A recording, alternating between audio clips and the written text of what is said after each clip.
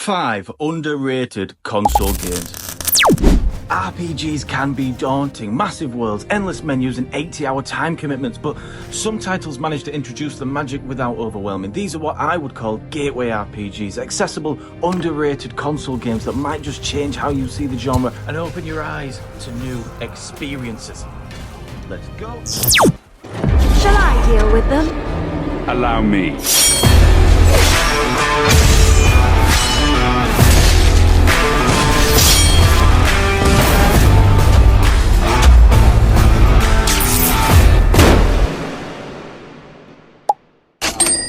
I have completed Outward 3 times. 2 of those playthroughs were done via fully localised one console couch co-op with my wife. A phenomenal experience. Keep your hard copies, your microtransactions, your monthly subscriptions. I don't care how corrupt you CEOs and shareholders are. Just give me back my couch co-op!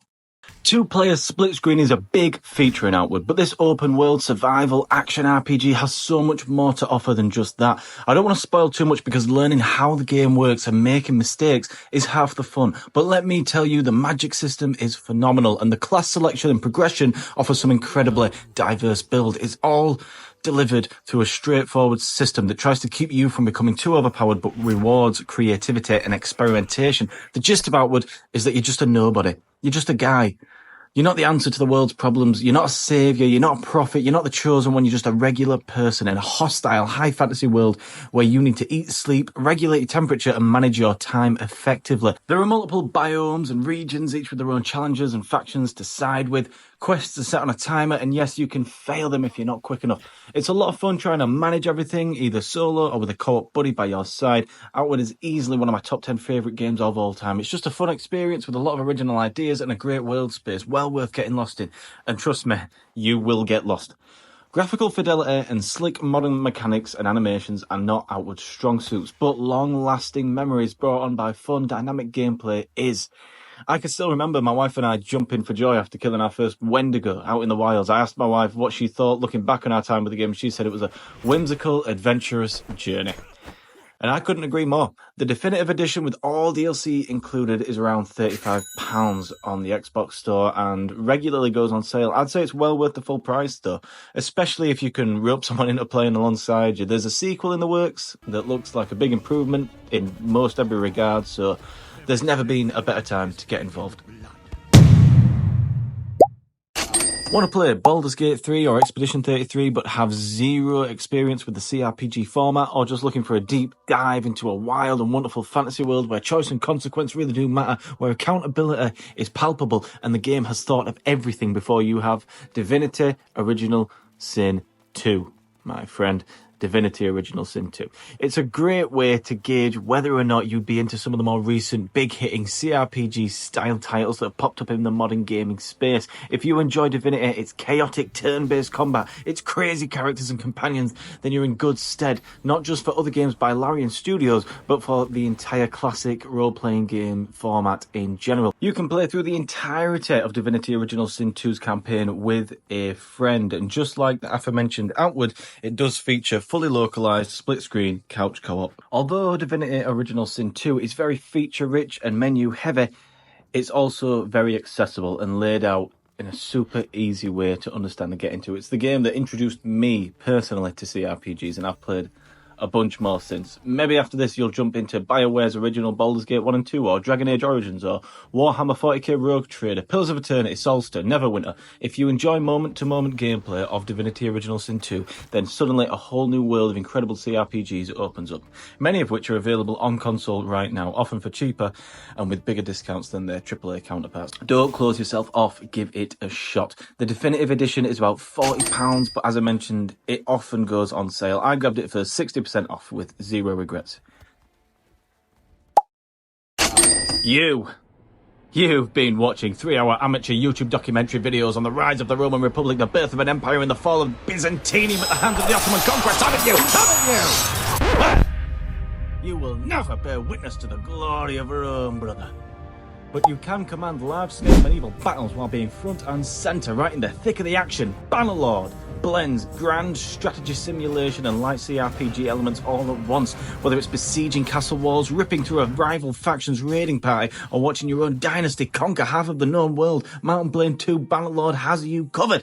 This game features 8 major factions, all fictional but clearly inspired by their real-life counterparts. European knights, Mongol horsemasters, Germanic Celts, and a fractured late Roman Empire. It's all here. There are games I've played for over 30 hours and completed. And then there's Bannerlord, which sucked my life away for months. There's a steep learning curve and a high skill ceiling, but once you get into the swing of it and become invested in your soldiers, your faction, your territory, the AI wars and the race for complete control become deeply personal, dynamic and hard fought. You will be invested for at least the first 10 hours, and once you're in, the playtime becomes nearly endless. Conquering the entire map is a ridiculous undertaking. If you enjoy Bannerlord, you might want to check out Crusader Kings Total War, and if you've somehow missed it, Kingdom Come Deliverance, and of course the prequel, Mountain Blade, the first game.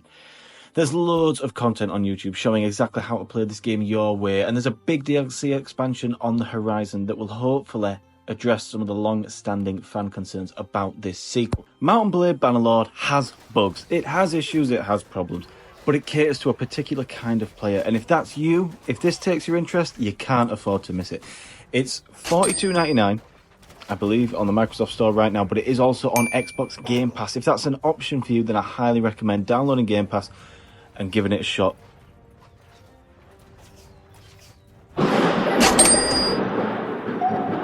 My words speak about that which the eyes cannot see. This game is beautiful. Gothic, dark fantasy set in a post-Victorian, early modern London hellscape. The city is gripped by a plague, and something even worse is lurking in the sewers, shadows, and surgeons' scrubs. At times, Vampyr feels like you're playing through some sort of morally ambiguous crime thriller fantasy novel, the kind of thing that my more intelligent wife would read. It's highbrow, it's atmospheric, and it's very entertaining. You've got a third-person camera, solid action combat, and a lot of meaningful choices with clear consequences. I never actually finished Vampyr because, you know, life, but I'm definitely planning to jump back in. The gameplay is a ton of fun, and the world is just so enticing. You play a doctor who returns from World War I only to be stricken with vampirism after being attacked in a shady part of London. The opening scenes are incredibly engaging and lay out the game's mechanics and moral framework really well. Balancing who to feed on, how to grow your power, and keeping the districts of London stable makes for a really engaging experience. One that has you constantly scratching your head about what's right, exactly. If you've ever been curious about narrative-heavy RPGs but don't want to commit to a 100-hour epic adventure, Vampyr offers something rich, stylish, and digestible. If you enjoy Vampyr, chances are you'll love The Witcher 3. Alternatively, you might want to check out Banishers, Ghost of New Eden, The Inquisitor, Greedfall, and a handful of small indie narrative-driven RPGs. As of writing this, Vampyr is 80% off on Steam, so you can pick up this little gem for dirt cheap. Obviously, Steam is a PC platform, but you can expect similar discounts and sale prices on consoles frequently. No reason not to check this one out. Let's end this with the divisive one, why not? You've probably already heard of Starfield. I've actually cut my teeth on this channel making videos about it, so if you're curious, check out my full review, which will be linked down in the comments. But here's the thing. Starfield is a gateway RPG in a different kind of way.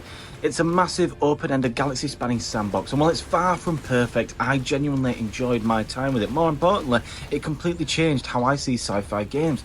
Before Starfield, I didn't realise just how much of a science fiction fan I actually was, and that grounded NASA punk near-future vibe just pulled me in, and suddenly I was down the rabbit hole. Next thing I knew, I was playing Alien Isolation, Alien Fireteam Elite, diving into the Outer Worlds, and finally committing to the entire Mass Effect trilogy, and I loved every second of it. If the internet hate has pushed you away from even trying this game, I urge you to give it a shot. I can't recommend it at the full price of £70, but obviously the game is on Game Pass, and therein I think you'll find a decent deal. If you can find it in your time to try Game Pass and to try a couple of games off this list, that's fine by me, and that's what I'd recommend you do with Starfield. So even if Starfield isn't the deepest RPG mechanically, it does something important. It sparks curiosity. It opens up a whole galaxy of sci-fi experiences that, frankly, I might have ignored if this game hadn't warmed me up to them first. And that's what makes it a great gateway RPG, in my opinion. Hello to whoever's still there. I've been gaming Limbo. I hope you found this relaxing, fun, and informative. I've quite enjoyed putting this list together. Let me know any games that you've liked from this list, any games you find similar to the games on this list. I want to just bring more games to more people's attention now that I've got a small little platform here on YouTube. We're still quite a small channel. A like and a subscribe would mean the world to me, but just watching to this point in the video, you've already done me a massive favour. Thank you so much, and I'll catch you in the next one. Have a good week, have a good weekend. Bye! Shall I deal with them? Allow me.